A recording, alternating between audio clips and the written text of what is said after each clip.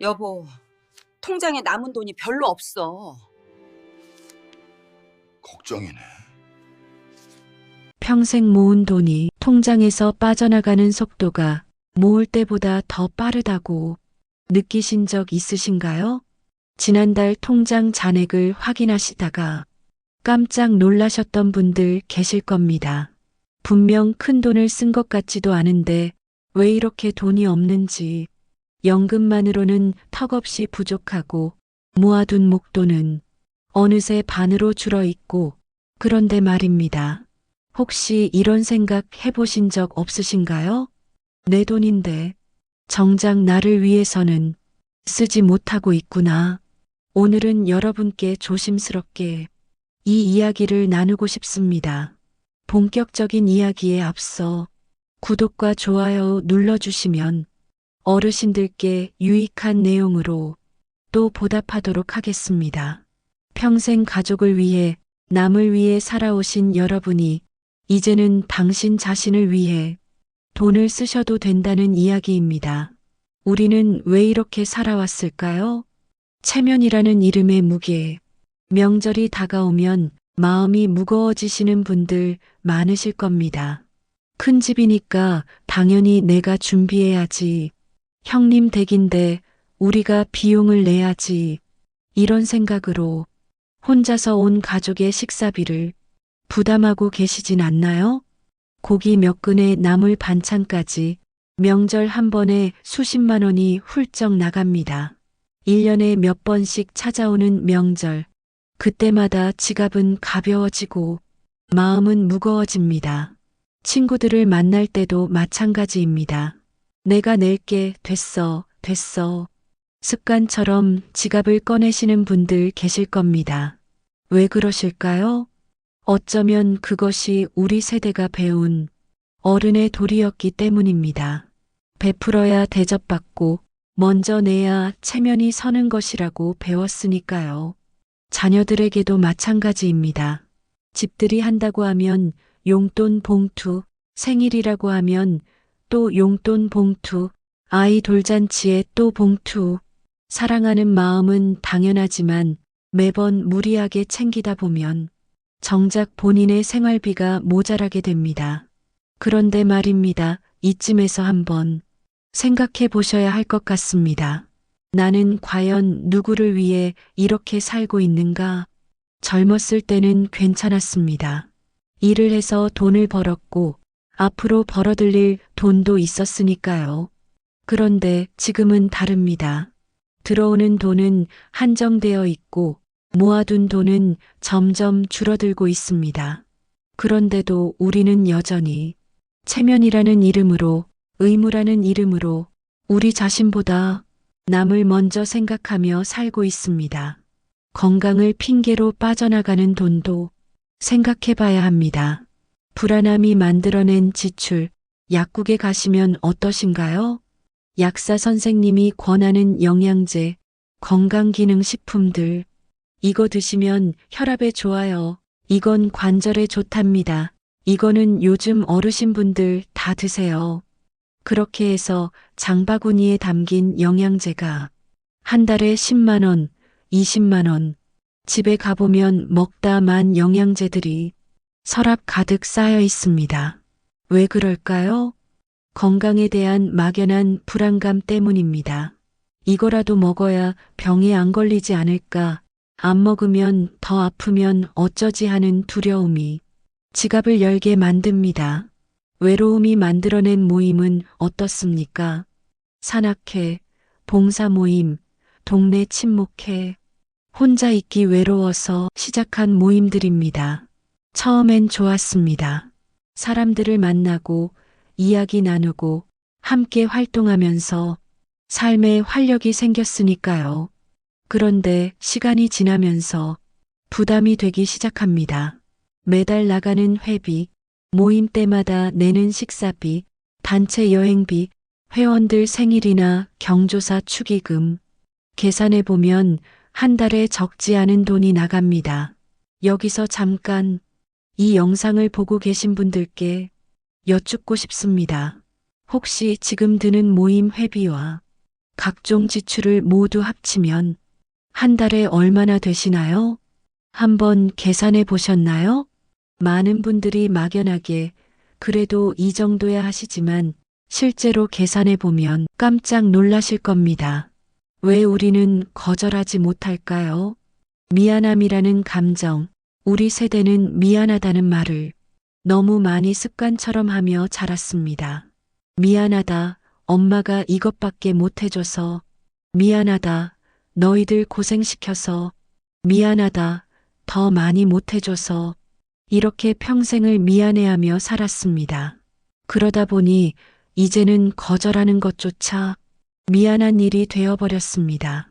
자녀가 돈을 달라고 할 때 미안한데 엄마 아빠도 지금 여유가 없어라고 말하는 게 왜 이렇게 어려울까요?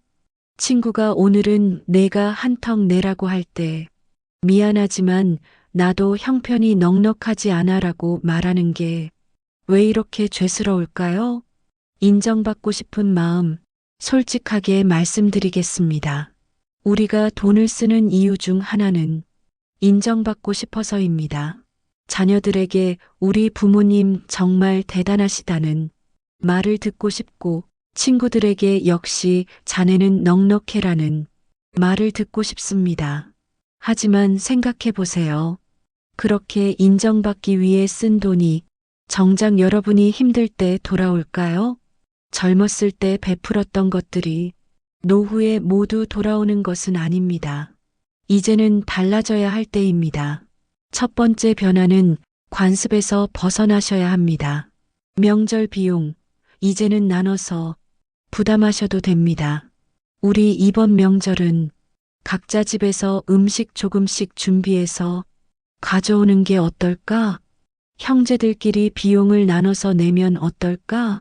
이렇게 제안하는 것이 이기적인 게 아닙니다. 오히려 솔직하고 현실적인 것입니다. 처음에는 어색할 수 있습니다. 하지만 누군가는 먼저 이야기를 꺼내야 합니다. 친구들과의 만남도 마찬가지입니다. 오늘은 각자 내자. 이번에는 내가 냈으니까. 다음에는 내가 낼게. 이렇게 말하는 것이 인색한 게 아닙니다. 서로를 배려하는 것입니다. 진짜 친구라면 이해해 줄 겁니다. 자녀에게도 솔직해지세요. 엄마 아빠도 이제 수입이 제한적이야. 매번 큰 돈을 챙겨주기는 어려워. 이렇게 말하는 것이 나쁜 부모가 되는 게 아닙니다. 자녀들도 부모의 현실을 알아야 합니다. 두 번째 변화는 과잉 건강으로 인한 지출을 점검해야 합니다. 영양제, 정말 필요한 것만 드세요.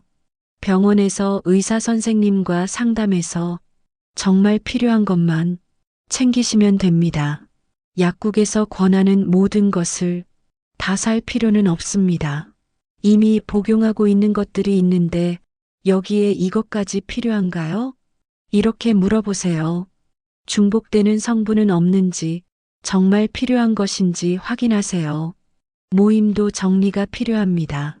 이 모임에서 나는 진정으로 행복한가?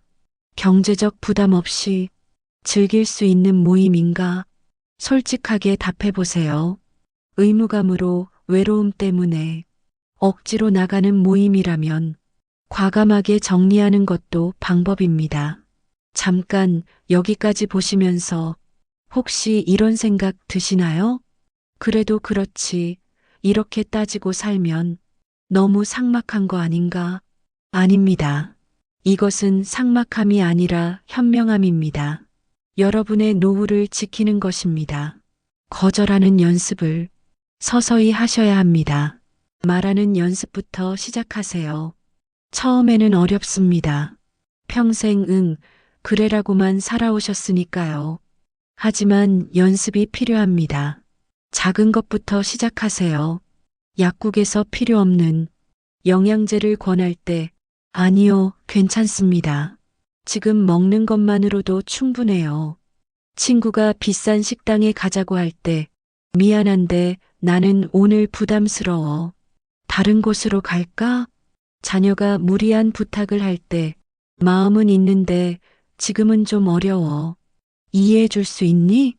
이렇게 말하는 것이 냉정한 게 아닙니다. 여러분 자신을 지키는 것입니다. 죄책감을 내려놓으세요. 거절했다고 해서 나쁜 사람이 되는 것이 아닙니다.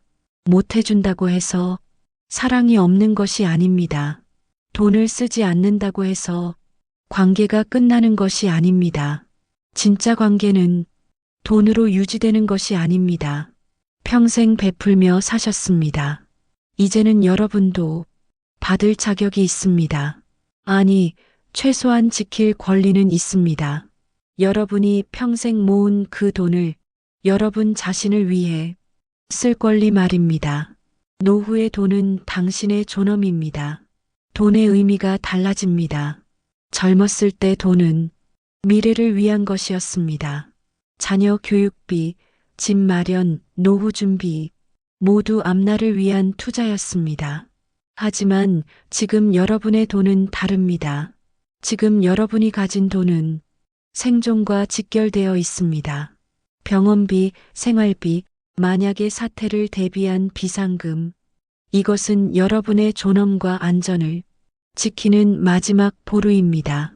그런데 이 소중한 돈을 관습 때문에, 체면 때문에, 미안함 때문에 함부로 써버린다면 정작 여러분이 힘들 때는 어떻게 하실 건가요? 진짜 베풀문 따로 있습니다. 이렇게 생각하시는 분도 계실 겁니다. 그래도 자식한테, 가족한테 베풀며 사는 게 보람 아닌가? 물론입니다. 베풀문 아름다운 것입니다. 하지만 진짜 베풀문 여유가 있을 때 하는 것입니다. 자신이 무너지면서까지 하는 것은 베풀미 아니라 희생입니다. 그리고 그 희생은 결국 여러분 자신뿐 아니라 가족에게도 부담이 됩니다. 나중에 여러분이 돈이 없어서 자녀들에게 손을 벌려야 한다면 그것이 더 큰 미안함이 될 수 있습니다. 지금 적당히 아끼고 지금 현명하게 관리하는 것이 오히려 가족을 위하는 길일 수 있습니다. 이를 위해 실천을 위한 구체적인 방법을 제시하겠습니다. 첫째, 가계부를 써보세요. 어디에 돈을 쓰는지 모르면 절약할 수도 없습니다. 한 달만 꼼꼼히 적어보세요. 명절이나 경조사 비용, 자녀에게 준 용돈, 친구들과의 식사비, 모임 회비, 영양제와 건강식품 구입비, 적다 보면 깜짝 놀라실 겁니다. 어머, 내가 이렇게 많이 썼나? 둘째, 필수와 선택을 구분하세요. 필수, 병원비, 기본 생활비, 꼭 필요한 약값. 선택, 과도한 영양제 및 건강식품, 의무감으로 나가는 모임, 습관적인 용돈, 모든 지출을 이렇게 나눠서 생각해 보세요. 선택 항목 중에서 줄일 수 있는 것부터 하나씩 줄여나가세요. 셋째, 비상금을 확보하세요. 최소한 6개월에서 1년치 생활비는 절대 손대지 않는 비상금으로 확보해 두세요. 이것은 여러분의 안전망입니다. 갑자기 병원에 입원하게 되거나 큰 수리비가 필요하거나 예상치 못한 일이 생겼을 때를 대비한 돈입니다. 이 돈만큼은 절대로 어떤 경우에도 쓰지 마세요. 넷째, 솔직한 대화를 시작하세요. 가족들과 솔직하게 이야기 나눠보세요. 엄마 아빠도 이제 나이가 들어서 수입이 제한적이야. 앞으로는 무리하게 돈을 쓸 수가 없어. 너희들도 이해해줬으면 좋겠어. 친구들에게도 솔직해지세요. 우리 이제 서로 부담 안 되게 만나자. 각자 내거나 번갈아 가면서 내는 게 어때? 처음에는 어색할 수 있습니다. 하지만 진심을 담아 이야기하면 대부분 이해해 줍니다. 많은 분들이 같은 고민을 합니다. 여러분만 이런 고민을 하시는 게 아닙니다. 통장 잔액 줄어드는 게 두려워서 밤에 잠 못 이루시는 분들, 자녀에게 안 되라고 말하고 나서 하루 종일 마음이 무거우신 분들, 친구 만나는 게 즐겁기보다 부담스러워진 분들, 많은 분들이 똑같은 고민을 하고 계십니다. 당신은 이기적인 사람이 아닙니다. 여러분이 돈을 아낀다고 해서, 거절한다고 해서 이기적인 사람이 되는 것이 절대 아닙니다. 평생을 가족을 위해, 남을 위해 살아오셨습니다. 이제 조금은 여러분 자신을 생각하셔도 됩니다. 그것은 당연한 권리입니다. 여러분의 노후가 편안해야 자녀들도 마음 편하게 살 수 있습니다. 여러분이 경제적으로 안정되어 있어야 누구에게도 짐이 되지 않을 수 있습니다. 오늘 이 이야기가 여러분께 조금이나마 위로가 되었으면 좋겠습니다. 다시 한번 정리해 드리겠습니다. 1. 관습적인 체면 유지 비용은 과감하게 줄이세요. 명절 비용은 나눠서 부담하고 친구들과는 각자 내고 자녀에게 무리한 용돈은 줄이세요. 2. 건강과 사회활동 관련 지출을 점검하세요. 정말 필요한 영양제만 드시고 부담되는 모임은 정리하세요. 3. 노후 자금에 대한 마음가짐을 바꾸세요. 이제 돈은 남을 위한 것이 아닌 여러분 자신을 위한 것입니다. 거절하는 연습을 시작하세요. 기억하세요. 여러분의 노후 자금은 남이 아닌 당신을 위해 존재합니다. 평생 베풀며 사셨습니다. 이제는 여러분 자신에게도 베푸세요. 여러분 자신을 가장 먼저 챙기세요. 그것이 이기심이 아니라 지혜입니다. 힘드실 때는 이 말을 기억하세요. 나는 평생을 열심히 살았다. 이제 나를 위해 쓸 자격이 있다.